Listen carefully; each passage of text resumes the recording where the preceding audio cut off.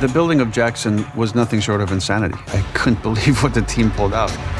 Season 1 Jackson was a town that existed, that we shot in, that was very beautiful and natural, but this year for Season 2, they built everything.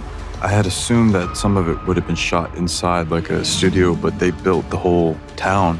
Minati Bay was on the scout agenda, so we hopped in the minibus and stepped out here, and I couldn't believe it.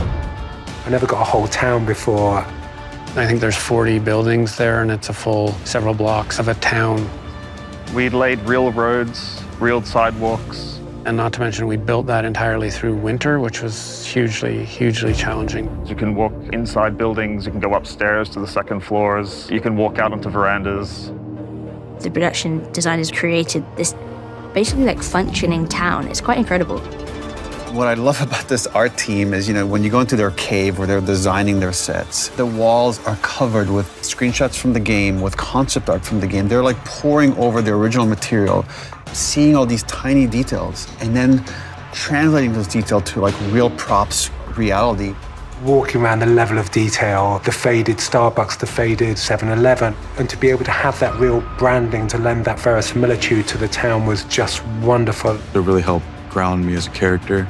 Really massive, special set, and the details are all there, and you just step on, check your imagination at the door, and just live in it, because it's all there. Yeah, the wall is my favorite. It's massive. The construction department built the wall pretty much the same way the Jackson residents would have built it. It's all solid lumber and trees. The gates weigh about 1,800 pounds each. It's engineered, approved. It's got to be able to take the amount of extras, actors, and crew members on top of the wall. We have a lot of special effects, barrel chutes unfolding. There's stunt people running into the front of the wall, all sorts of elements that we have to consider.